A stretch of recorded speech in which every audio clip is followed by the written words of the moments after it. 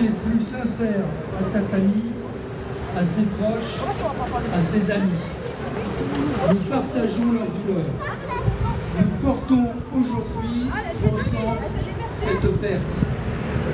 Cet acte odieux heurte tout ce que nous défendons ici à Gennevilliers, que chaque vie humaine a une valeur inestimable, quelle que soit son origine, sa religion, sa condition sociale, que personne ne doit craindre pour sa sécurité. Je veux assurer la communauté musulmane de notre ville de notre solidarité face au déferlement islamophobe de notre pays. L'assassin a revendiqué un mobile islamophobe. Or, le racisme, l'islamophobie, l'antisémitisme forment la colonne vertébrale d'un projet politique. Il nous faut le voir pour mieux le combattre. Depuis plusieurs années, s'installe une idéologie dans notre pays s'inspirant de l'idéologie du choc des civilisations, théorie développée dans le monde par les classes dominantes. Tout est fait pour diviser les gens, pour empêcher qu'ils s'unissent, pour changer l'ordre des choses existantes. Avec les gouvernements qui se sont succédés depuis 20 ans, les lois stigmatisantes et discriminantes s'accumulent. Les propos des dirigeants politiques sèment la haine et le rejet de l'autre. Des ministres parlent comme CNews. Ensemble, refusons ces divisions. Ensemble, revendiquons la liberté de croire comme de ne pas croire. Ensemble, refusons la politique du bouc émissaire face aux difficultés économiques et sociales. Les amis, envoyez des likes pour maintenir est unie dans sa diversité. Merci à vous. Elle est forte de toutes ces différences. Nous avons fait du vivre ensemble une force, une fierté et un combat permanent parce que c'est pas tous les jours marrant. Gennevilliers est et restera un espace de protection pour les croyants chrétiens, juifs et musulmans, comme pour les non-croyants. Affirmons dignement que nous faisons ville en commun et que nous sommes toutes et tous unis contre la haine et la division. En effet, répondre à la haine et à la violence par la division serait une attaque à notre vie ensemble. Nous devons, au contraire, affirmer haut et fort que nous refusons la haine, que nous croyons à une société fondée sur l'égalité, la fraternité, la sororité et la solidarité, que nous voulons continuer à construire une ville où chaque enfant, chaque femme, chaque homme, quelle que soit sa couleur de peau ou sa croyance, trouve sa place en sécurité et avec dignité.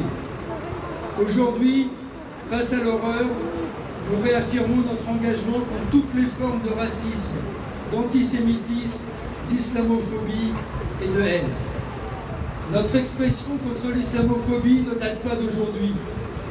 En 2019, j'ai participé à la manifestation à Paris contre l'islamophobie, alors que certaines et certains refusaient de participer à cause du mot islamophobie.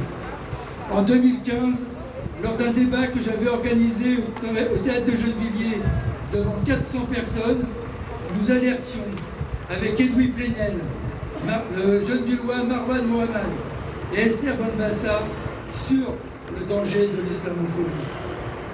J'attire votre attention sur des choses qui bougent.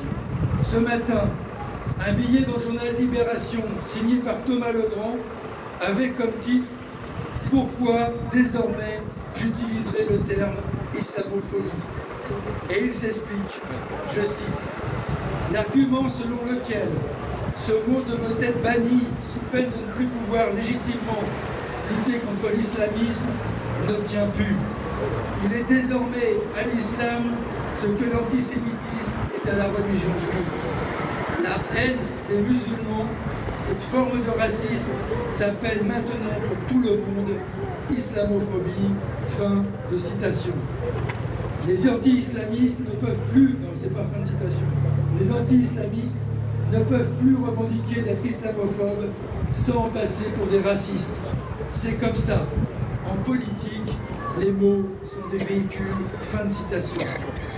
Il a fallu un mort de trop, un mort de plus, Abou Bakar, pour qu'arrive ce billet dans le journal Libération. À celles et ceux qui veulent semer la peur, nous répondrons par la solidarité.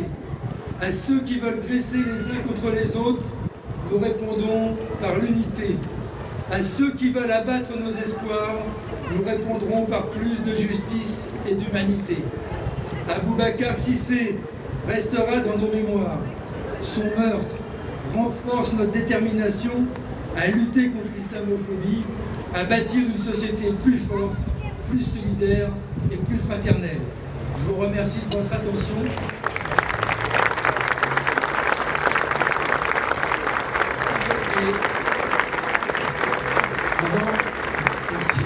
Avant de procéder à la minute de silence, je vous propose de passer la parole à M. Abdelbaki Yattaf, qui va parler au nom de la société de Red Bull.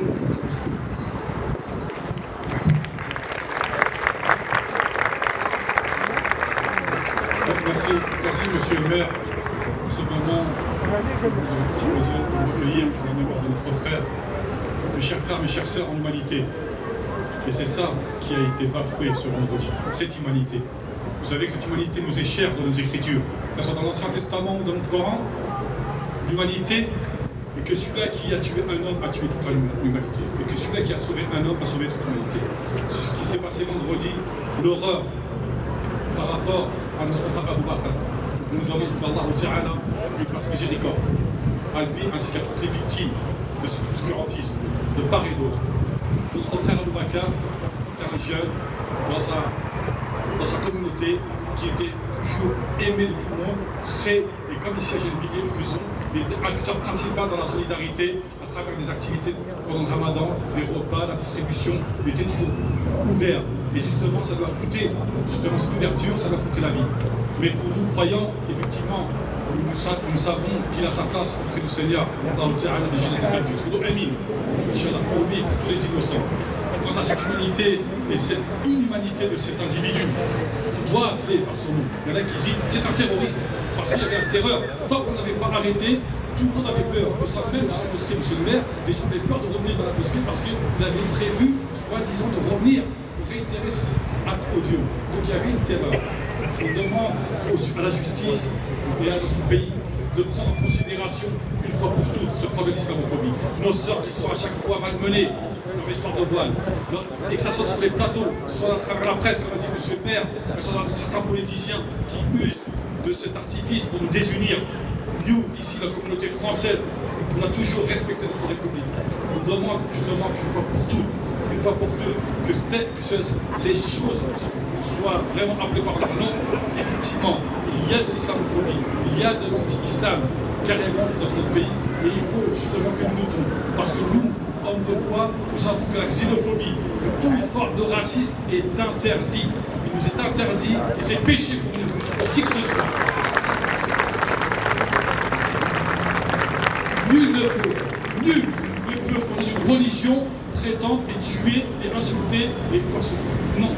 En tout cas, c'est à titre personnel que ces gens-là agissent, et certainement pas de notre communauté musulmane qui inspire un livre avec tout le monde. Et ici, comme vous disiez, monsieur le maire, moi j'ai vu plus qu'ailleurs, nous faisons beaucoup d'opérations avec le dialogue interreligieux, avec des laïcs, avec à travers ces fameux repas, justement à l'occasion de la fête ibrahimique, on ouvre la mosquée pour venir partager un dîner avec tout le monde, avec les voisins de la mosquée, musulmans ou pas, c'est ça qu'il faut mettre en exergue. Mais naturellement, certains journalistes n'aiment pas mettre ces bons exemples en exergue.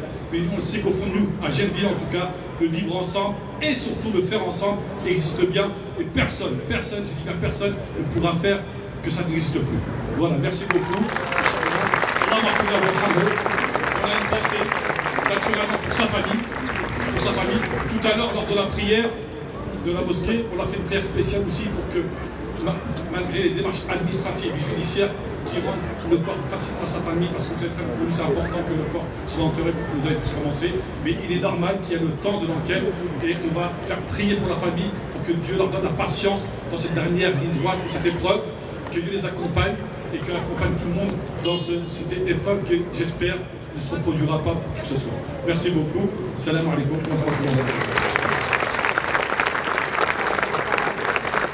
Merci, M. Attaf. Je vous propose que nous respections, en mémoire et en hommage à Abou Bakr Cissé, les minutes de silence.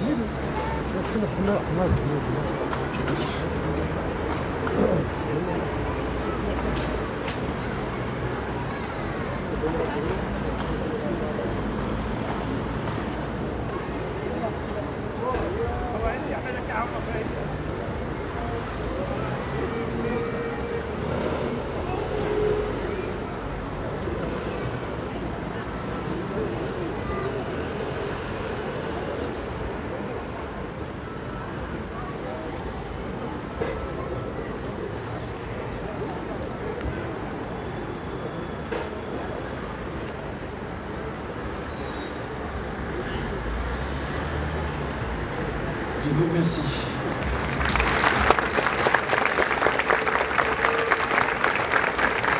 Merci à vous toutes et tous d'être venus témoigner de votre refus de la haine, de l'islamophobie, de tous les racismes qui peuvent exister. Et c'est notre union qui nous permettra de lutter contre celles et ceux qui veulent utiliser la division pour garder leur pouvoir et leur argent. Merci à vous.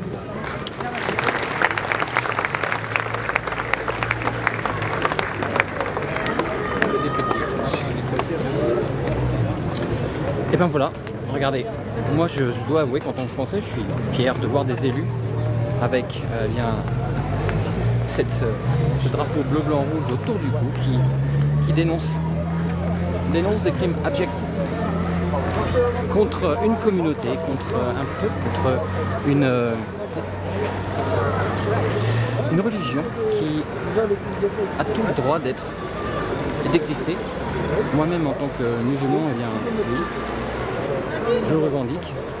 Et ce crime abject doit être puni. Moi, ce que je vois, ce qui me fait de la peine le plus, c'est quand je vois un ministre de l'Intérieur qui n'arrive pas à prononcer le nom de cette victime, ce martyr, Abou Bakr, simplement. C'est pas compliqué à dire pourtant. Il n'arrive pas. C'est grave. C'est plus grave que triste en fait. Mais heureusement, voilà, des gens dénoncent, des gens parlent, des gens partagent et une communauté unie autour. Je vais vous partager ce live parce que c'est important en fait, aujourd'hui. On parle toujours de certaines politiques, certains propos, mais là, vous voyez, d'un rassemblement sur le parvis d'une mairie, la mairie de Gennevilliers, avec l'un à côté de l'autre le maire et l'imam. Voilà, c'est ça la France, ça serait ça la vraie, avec l'un à côté de l'autre le maire et l'imam. Voilà, c'est ça la France, ça serait ça la vraie France de la division, pas la France qu'on voit à travers les médias sociaux par rapport à effectivement CNews et toute cette tristesse, cette mentalité. Je sais pas où ça va, mais voilà, je veux juste vous partager ça. Allez. Merci d'avoir participé, merci d'avoir été là, merci pour votre soutien toujours et encore. Et toutes mes pensées vont à la famille de Abou Bakr Cissé. C'est pas compliqué à dire Abou Bakr. J'espère que le ministre de l'Intérieur arrivera à prononcer son nom. Force et détermination.